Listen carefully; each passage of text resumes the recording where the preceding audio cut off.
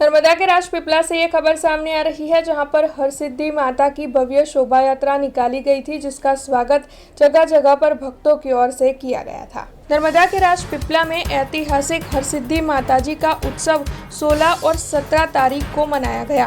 दरअसल प्रागट्य दिवस मनाने का आयोजन हुआ था, जिसके तहत भव्य शोभा यात्रा निकाली गई थी। आपको बता दें कि कल दोपहर को हरसिद्धि माता के मंदिर से बड़ी तादाद में भक्तों की ओर से दर्शन, पूजा, आरती कर भव्य शोभा यात्रा को ढोल नगारे के साथ निकलवाया गया था। इस दौरान सांसद मनसुखभाई वसावा, विधायक डॉक्टर दर्शनाबेन देशमुख, मंदिर के ट्रस्टी और बड़ी तादाद में भक्त शामिल हुए थे। वैसे जगह जगह पर रथ का पुष्प वर्षा कर स्वागत भी किया गया था। आपको ये भी बता दें कि आज के दिन भी माताजी के प्रागट्य दिवस को मनाते हुए विशेष आयोजन करवाए गए हैं।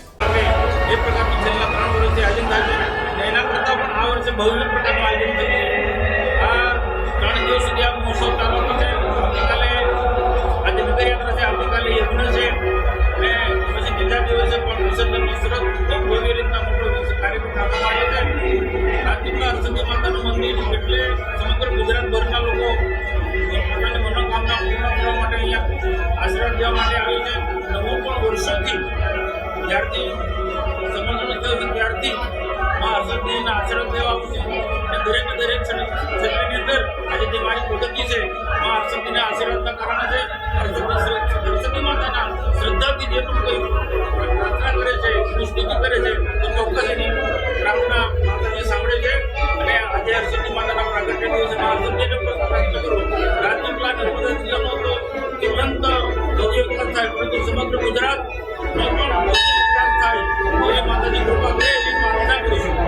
રાજપીપળા વિસ્તારમાં ફર્યા એને લઈને આજે ફરીથી આ બીજું વર્ષ છે કે માતાજીની આ ભવ્ય નગર યાત્રા નીકળી રહી છે, ત્યારે અસંખ્ય ભાવિક ભક્તો આ યાત્રામાં જોડાવા માટે અમે ગામથી અને દૂર રહેતા અને માતાજીને પોતાના એવી માનતા લોકો પણ અહીંયા ઉપસ્થિત થઈ રહ્યા છે. ત્યારે આ ગુજરાતમાં એક કોયલા ડુંગર ઉપર માતા હરસિદ્ધિનું મંદિર આવેલું છે અને બીજું રાજપીપળા મુકામે માતા હરસિદ્ધિનું આ મંદિર આવેલું છે. ત્યારે અનેક ભાવિક ભક્તોની શ્રદ્ધાનો આસ્થાનો વિષય છે અને લોકો ખૂબ જ ઉત્સાહપૂર્વક માતાજીના આ નગર યાત્રામાં ઉર્જા મળી રહે અને શક્તિનો સંચય થાય અને રાજપીપળાનો ખૂબ જ વિકાસ થાય, લોકોનો વિકાસ થાય. લોકોની સાથે સાથે દરેક લોકોને માતાની જે ભક્તિ છે, ભક્તિ કરવાનો જે સમય મળ્યો છે, ત્યારે અનેક લોકો આ યાત્રામાં જોડાઈ રહ્યા છે.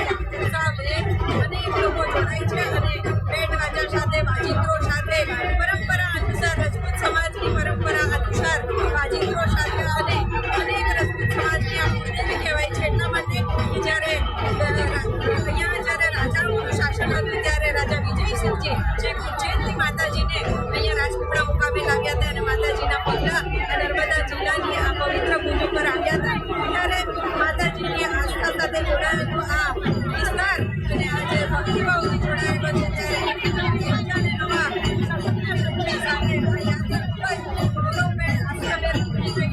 हमसे जुड़े रहने के लिए हमारे YouTube चैनल को सब्सक्राइब करें और नई वीडियो की नोटिफिकेशन के लिए बेल आइकॉन को दबाएं।